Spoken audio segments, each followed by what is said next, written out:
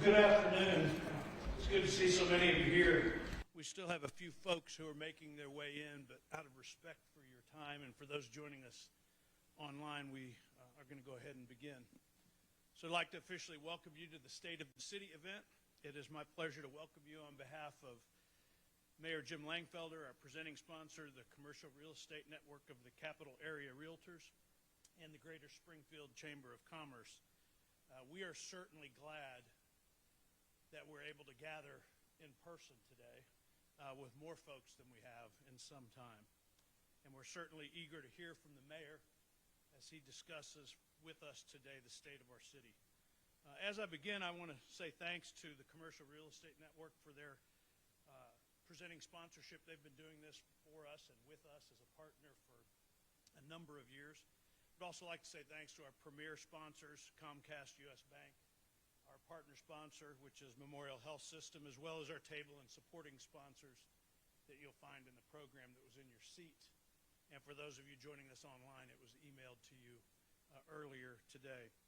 You know, as I think back about the beginning of last year, when we turned the calendar forward to January of 2020, I recall a real sense of optimism in our community as we began the new year with great hope and promise, driven by a strong economy and historically low unemployment.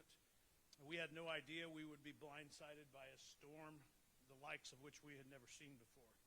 And I never imagined that over a year later, we would still be dealing with the pandemic and the resulting economic fallout. Springfield and Sangamon County businesses, organizations, and schools have demonstrated an amazing ability and resilience over the last 14 months. So many have exhibited an incredible amount of creativity while also having a willingness to change at the drop of a hat, all the while wondering whether or not their business or organization would even survive the pandemic. And the truth is, some have not, and others still may not survive. No matter how much money we raise through the Chamber's Relief Fund, no matter how much money others in the community raise, no matter how many grants we and others extended, no matter how much we advocated for COVID-19 legislation and programs, nearly all of which has been enacted, sometimes it was simply not quick enough. For others, it simply was not enough to help sustain their business or their organization until the economy fully reopens. And for me, and I suspect for all of you, it is gut-wrenching to know there are businesses and organizations in our region that have not or will not survive. It's tragic that some people have lost what they have poured their entire life and their entire life savings into. And it is most certainly heartbreaking and sad to know families and friends who have lost loved ones to COVID-19. Businesses and organizations who've lost employees, friends, and colleagues. This crisis has cost us both lives and livelihoods, and the emotional and mental toll that it has and continues to take on people of all ages is also so very real. One thing I believe all of us can agree on: the pandemic has hit us very close to home, many of us in many different ways. For us not to acknowledge the complexities and the pain of the pandemic would be a failure. And I think it would also be a failure if we did not continue to honor our healthcare community and provide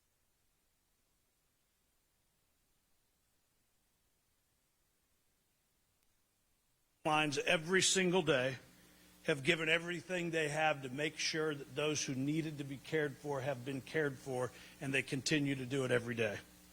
And they are always preparing to care for you and for me, should we need it. This has certainly been a year like no other that I can remember in my lifetime.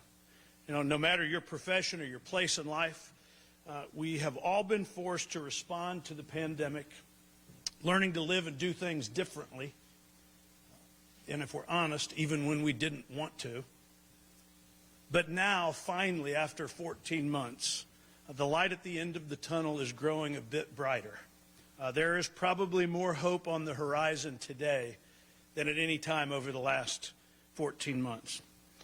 Think about it. A year ago, many of us, if not most of us, were working from home as a result of the stay-at-home order. Much of the economy was simply turned off.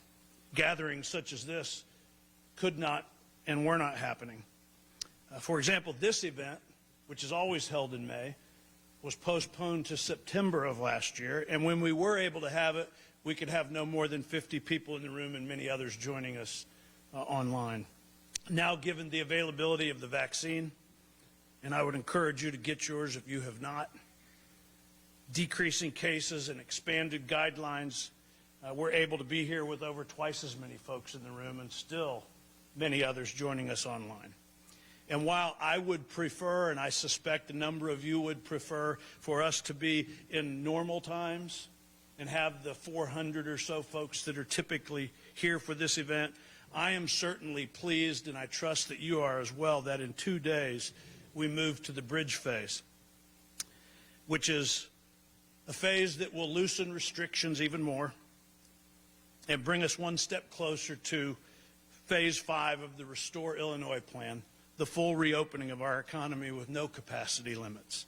The light at the end of the tunnel is certainly beginning to get a bit brighter. Speaking of a full reopening of the economy, according to the governor, that could happen as soon as June 11th, 28 days of monitoring from the beginning of the bridge phase. And we are optimistic. Like many of you, we are planning and we are preparing for a number of things later in the year. And I want to highlight a few of those things because many, if not most of you, are typically involved. We will hold our Corporate Cup Challenge golf outing July 22nd and 23rd, and it is filling up rapidly. So if you want to play, see us today before you leave. We will hold our Small Business Awards on August 24th. Our Leadership Springfield program will kick off on September 1st with our orientation and the first session the morning of September 2nd. And we are scheduled to hold our annual gala on Saturday, September 25th. In the meantime, we will continue to advocate on behalf of our members, on behalf of the community. We'll continue to provide resources, support, and assistance to our members based on their unique needs. We will also continue to work with the county health department, as we have been doing, to arrange for workplace COVID-19 vaccinations for businesses who would like to offer vaccines to their employees and to their families at their place of business. If you are interested in that, please let us know, because we can assist in coordinating that. We certainly appreciate our partnership in working with so many of you who are in the room today, including our partnership with the city and with the mayor in working to move our community forward in so many ways. Now I'd like to turn the program over to Blake Pryor, chairman of our presenting sponsor, the Commercial Real Estate Network, before we hear from the mayor. Blake?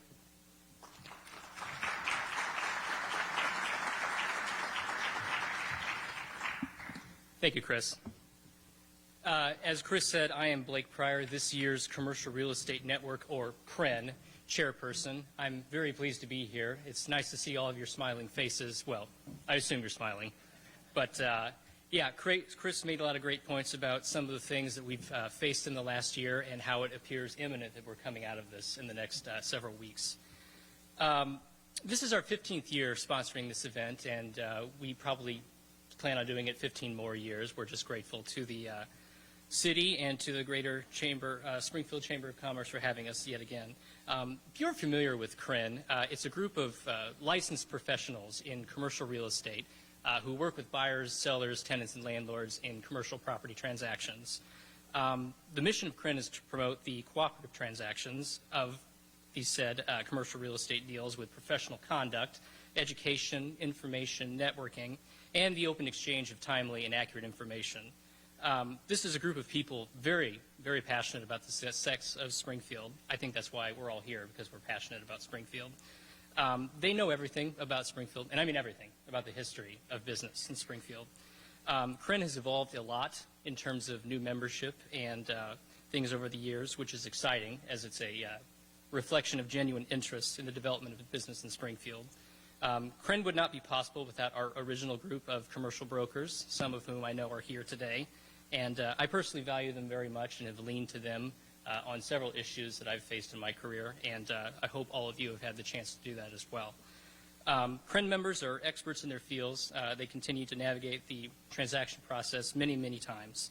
Relocating or acquiring real estate, as some of you probably in this room are aware of, and maybe there's going to be some more before this is all said and done, know that there's challenges and pitfalls that can occur.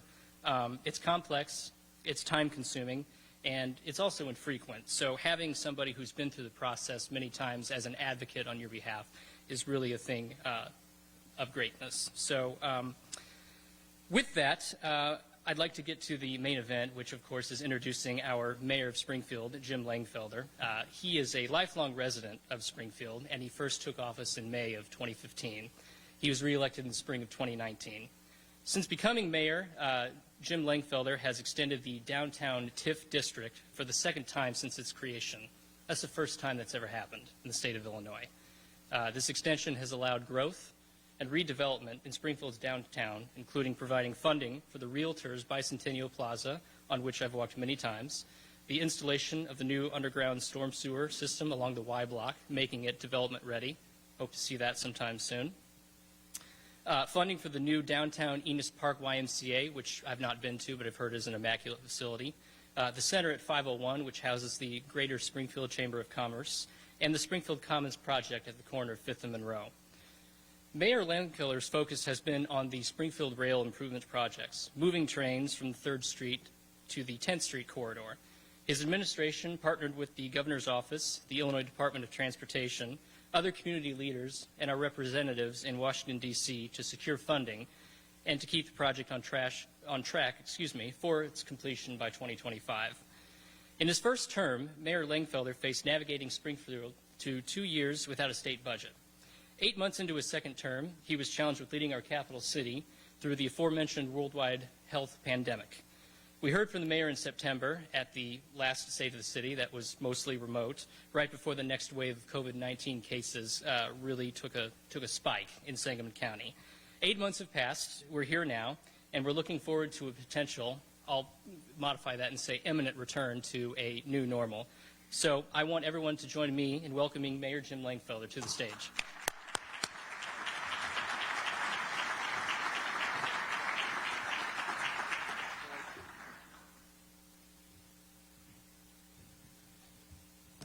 Well, thank you, Blake, especially CREN, Greater Springfield Chamber of Commerce, and Chris Hembrough for his leadership, especially during this very difficult time, challenging time for all of us, and today's sponsors, and all of you joining us in person and virtually as well.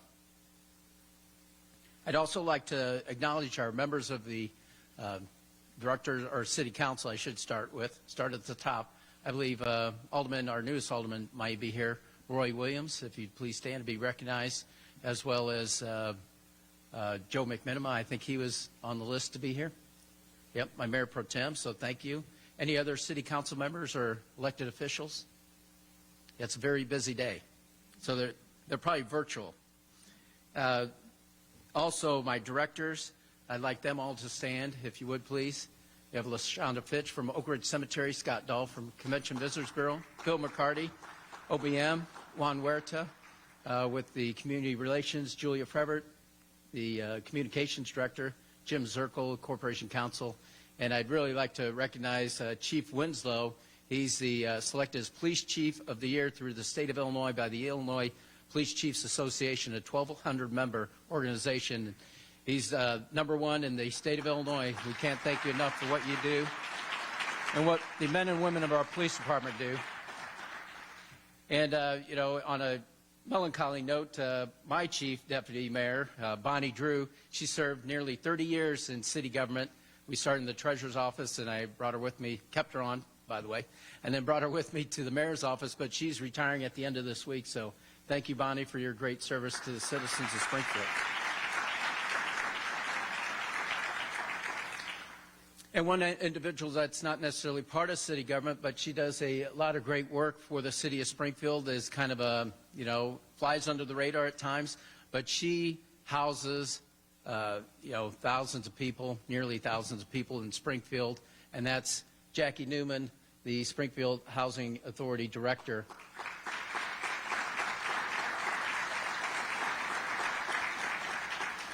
And she does such a great job that Peoria needed her to come over and help them with their initiative. So that shows you how important she is to our community. And housing is very important to all of us. Deep in our hearts, I think about it all the time, the homeless situation that we all face each and every year. And, we will get that resolved, and it's all by working together. And we really appreciate everybody's efforts, especially the nonprofits that bring in competitive groups together. For instance, the SSGA, the Springfield Sangamon Growth Alliance, Ryan McCready, I think, is here. As a director, he's bringing the private sector with the public sector, competing forces together to maximize what we can do as a community. The other individual is John Strensfer. I think he was here with the Land of Lincoln Community Foundation, and they're working on the next 10 projects, so I appreciate everybody being cognizant of these community efforts to bring our community together for the betterment of everyone. And the pandemic, as Chris Hembrough had pointed out, with reflection, it's been a challenging year for all of us. But really, we are truly blessed to be in Springfield, Illinois. And I can say that, as you'll hear in the next 20 minutes. Hopefully, you'll give me your indulgence with that. But there shows the strength of our community and also the challenges that we all have and all face together. And the greatest asset, of course, I've said it many years, is our people. And that's really what makes Springfield great and our area great. It's how all of us come together in our time of need, and the pandemic has shown our greatest strengths as we move forward together. So Springfield has been tested with an unprecedented challenge and has shown itself to be compassionate, courageous, strong, and resilient. Lincoln's hometown showed its strength when it encountered its toughest times in 2020 and 2021. After delivering the Chamber of Commerce 2020 State of the City address, which was delayed until this past September, the expected COVID-19 surge hit our community at the end of October. The timing of this rise threatened to shutter our local retailers at the height of the holiday season. Thankfully, through a unanimous vote by our City Council, the first mask mandate in Illinois went into effect for all workplaces in Springfield. A special thank you to all of you who reside in Springfield and visit for wearing your mask. This action helped reverse the spike of cases over the winter, giving our retailers, restaurants, businesses, and residents reprieve and hope towards some sort of normalcy with vaccinations on the horizon. Congratulations to our community, to Springfield, to Sangamon County, and all of Illinois. Friday, we will reach the bridge phase, a reflection of our 15-month effort to combat COVID-19. With continued commitment to wear our mask, practicing good hand hygiene, and getting a COVID vaccine, we should reach Phase 5 reopening well before July 4th and in time for some of our long-missed summer traditions like the State Fair. I would be remiss if I did not express the gratitude Springfield has to our 2 Level 1 trauma hospitals, Memorial Medical Health Center and HSHS St. John's Hospital, along with SIU Medicine, Springfield Clinic, and their frontline heroes who work tirelessly to keep us safe. A special thank you also to Gail O'Neill and the Sangamon County Department of Public Health, the Illinois National Guard, Walgreens, CVS, and the numerous other pharmacies and organizations working to keep us safe by distributing the vaccines alongside our healthcare centers.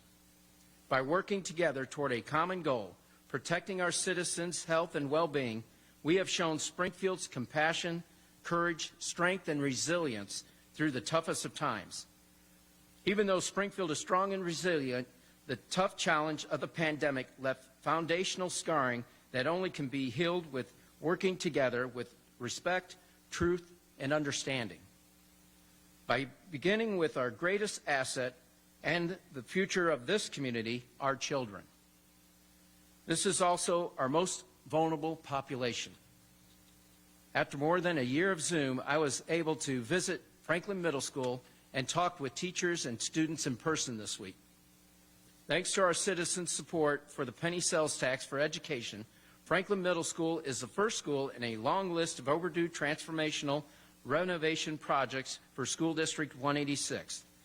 The total community investment will be over $100 million to improve our educational system for the benefit of our children. And at this time, I'd like to recognize Jennifer Gill, the superintendent, that helped lead us through this initiative, and we can't thank her, the administration, our teachers, and students for all they've done to make it through this difficult school year. So congratulations.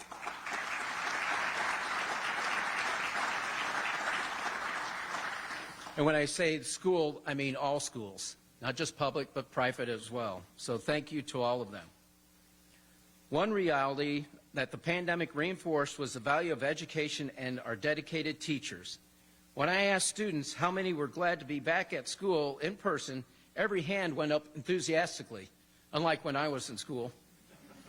On April 6th, School District 186 students returned to in-person instruction 4 days a week to provide the necessary data to help the administration with their decisions around positive coronavirus cases while providing information in a user-friendly format to families and the community. The city was selected by Bloomberg Harvard for their Data Track initiative. As one of only 10 projects selected across the United States, a team from Bloomberg Harvard worked with the city superintendent, Jennifer Gill, and other District 186 representatives to create a COVID dashboard. This effort began the winter and launched in March. The dashboard has now been expanded to track COVID-19 cases over the various summer school programs and into the 2021-2022 school year. The pandemic also taught us the critical need for remote access for all our children in school. Even though the city and school districts supplied hotspots to families in need, it is essential that all children have broadband access with sufficient bandwidth to upload and download files quickly and efficiently to eliminate the digital divide. Thanks to Senator Duckworth and Senator Durbin's leadership, the American Rescue Plan was passed. The ARP will provide financial resources to the city that can be leveraged with the private sector to assure broadband access to underserved low-income areas. Through a public-private partnership, we will be able to assure that no child is left behind because of the digital divide. The American Rescue Plan dollars come at a critical time. The pandemic has accentuated the sad reality that we are losing our children to the streets. With the escalation of gun violence throughout America, across our state, and right here locally, we are seeing shooters at a younger age.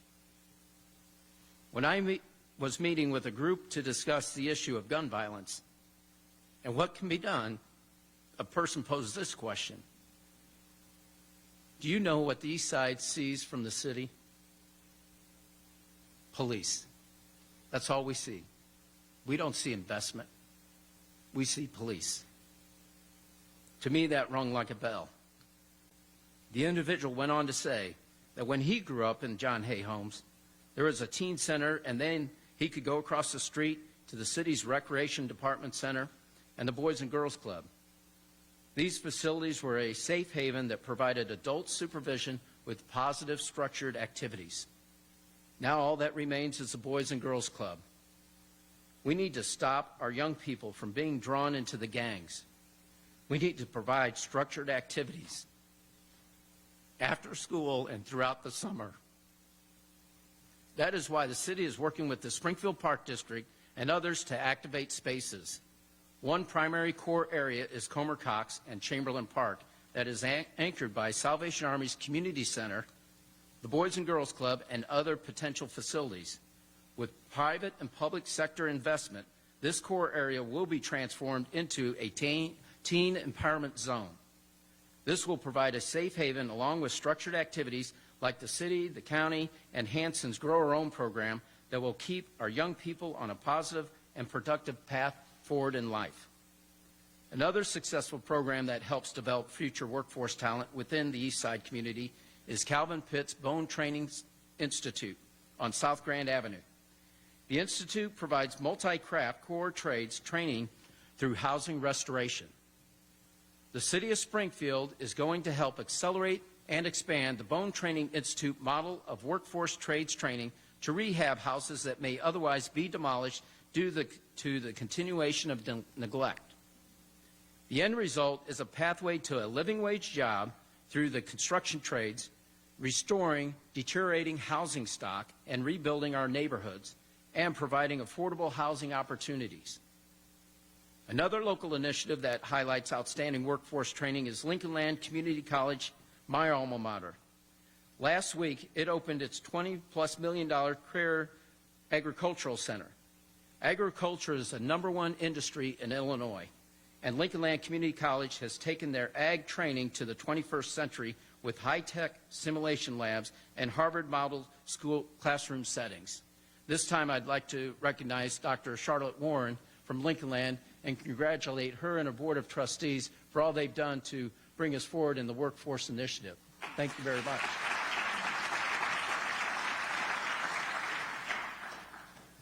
In addition, Lincoln Land and Memorial Health System is constructing a nearly $7 million nursing center. The LLCC Memorial Health Nursing Center is scheduled to be completed this year and has the capacity to train over 200 nursing students annually. The Lincoln Land Memorial Health System Nursing Center, combined with St. John's School of Nursing, UIC nursing program through UIS, and Memorial Health Services and SIU Medicine, makes Springfield a regional leader in medical education for our future healthcare providers. Congratulations and thank you to Dr. Charlotte Warren and Lincoln Land Board of Trustees for your continued efforts to identify and provide for our area workforce needs. Last May, the United States EPA and the U.S. Department of Agriculture announced technical assistance to the city of Springfield to develop a food space downtown.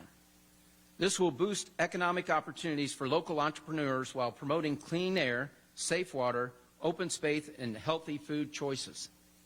Thank you to Downtown Springfield, Inc., Innovate Springfield, Copper Pot Cooking Studio, Hiro Tayako, sorry I probably butchered his name, and Representative Mike Murphy, who worked with the city in assessing the demand to open a downtown commercial incubator that would create jobs, entrepreneurial, and hospitality job training opportunities. The Downtown Commercial Incubator, Kitchen Incubator, will help budding food entrepreneurs from UIS Innovate Springfield grow their business. UIS is another step closer to enlarging their footprint in downtown Springfield as part of Governor Pritzker's Illinois Innovation Network. The $15 million award to the UIS Innovation Center will help transform the landscape of downtown by being a magnet of excitement and people that only a university presence can bring, like housing. Thanks to Steve Meyer's cooperative efforts, a 200-plus workforce housing development is in the works for Fifth and Madison in downtown Springfield. And we cannot thank the Myers family enough for their love of not only Springfield, but for downtown and being committed through generations. So thank you, Steve.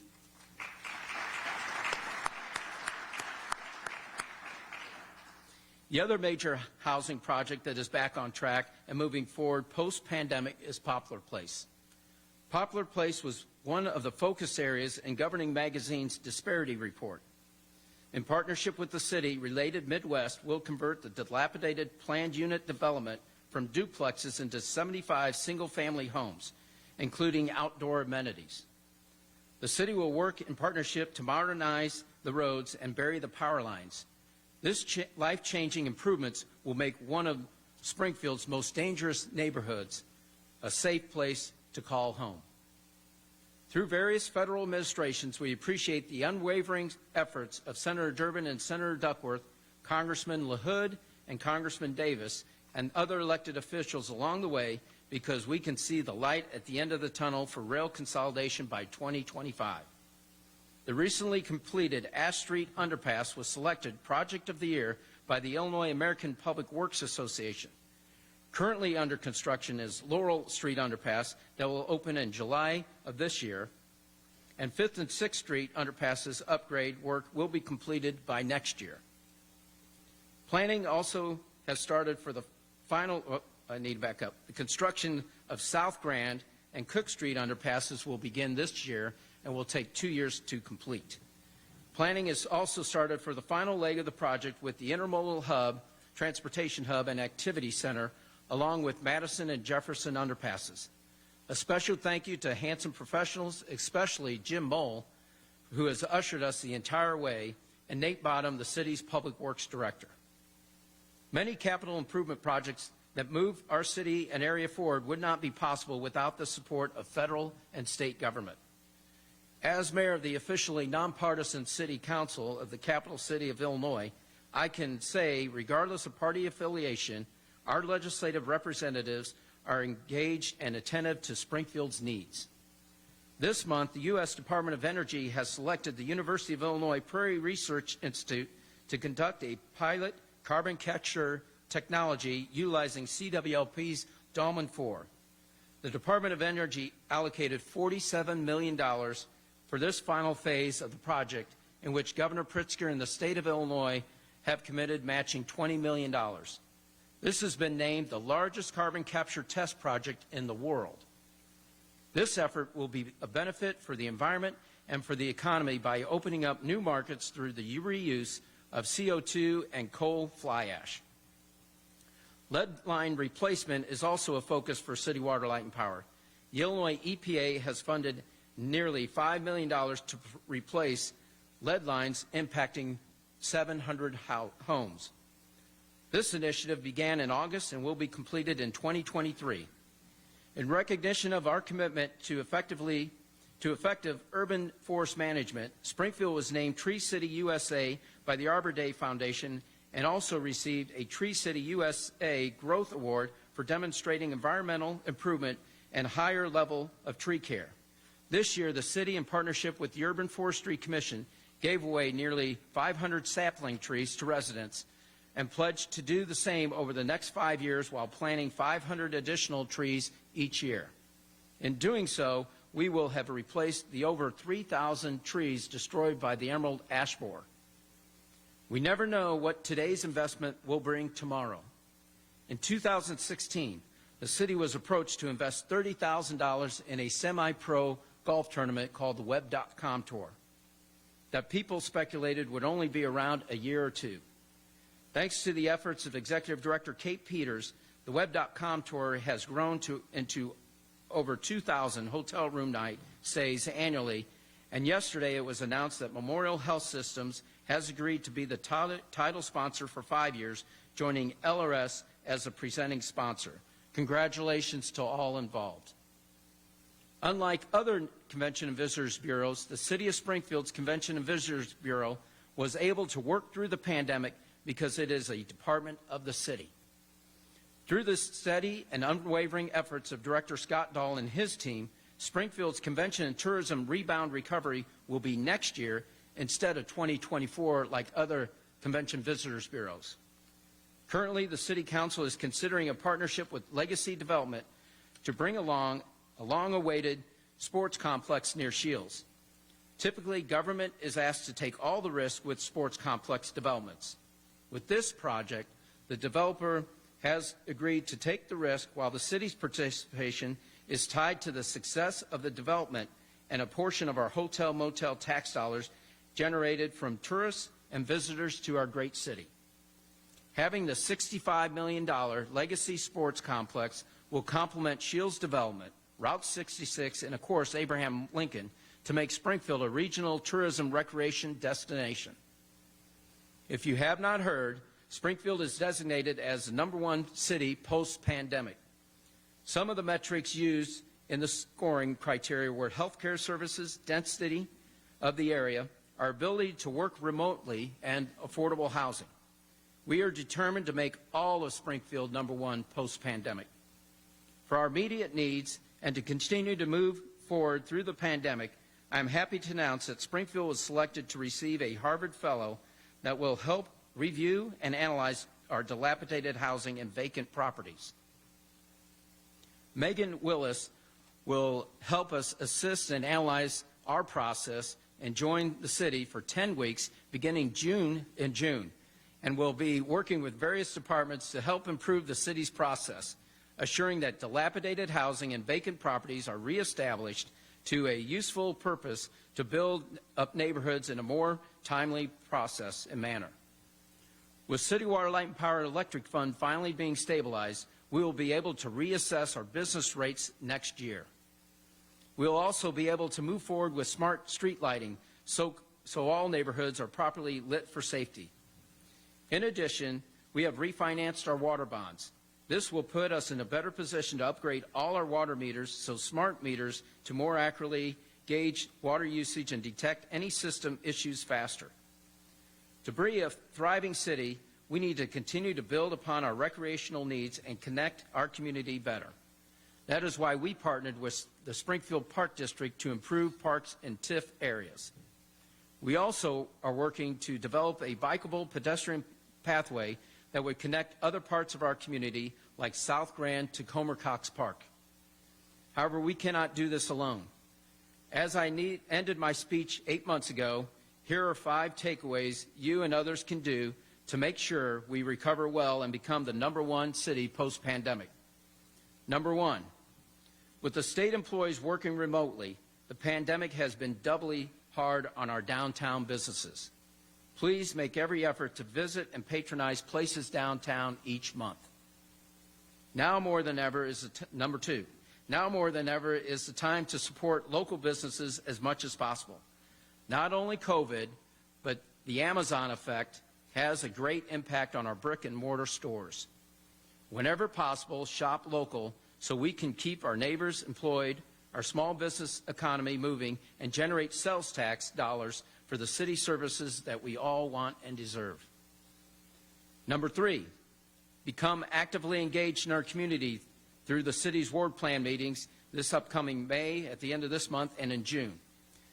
Also, the SSGA Thrive Alley program to promote Springfield and Sangamon County. And you can go onto their website to find out more about how you can do that. And or, I'd like you to be involved in all 3, but or the Community Foundation for the Land of Lincoln's Next 10 initiative to help resolve our community challenges together.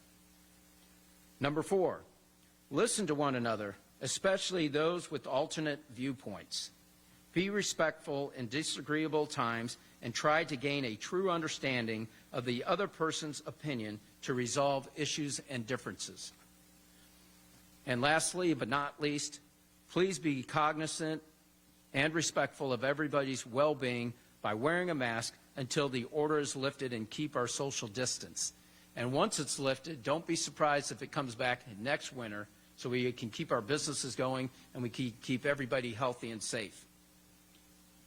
These 5 measures will help us get to Phase 5 reopening and help us be a stronger community post-pandemic.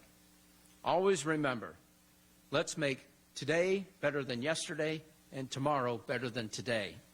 I appreciate your time and attention, and I thank you for being part of this important initiative and what you do for our city and all our people. So thank you, and God bless you.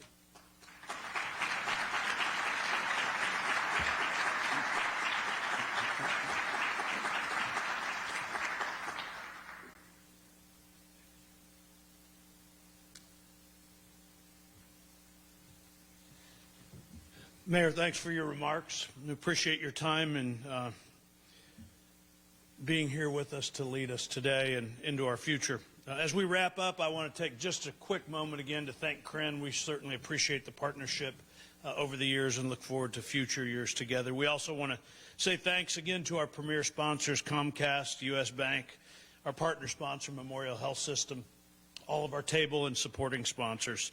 It has been a good day. It's been good to be together with many of you. For those of you that are here in the room, don't forget, as you exit the room, you can pick up your lunch at the registration table. Thanks to